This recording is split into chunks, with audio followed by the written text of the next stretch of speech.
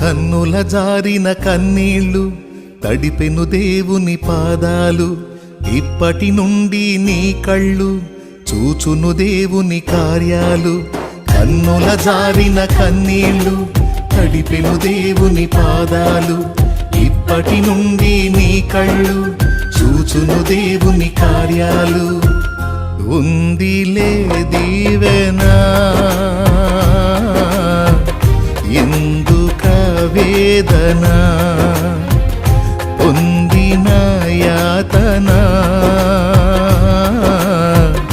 దేవుడే మరచునా.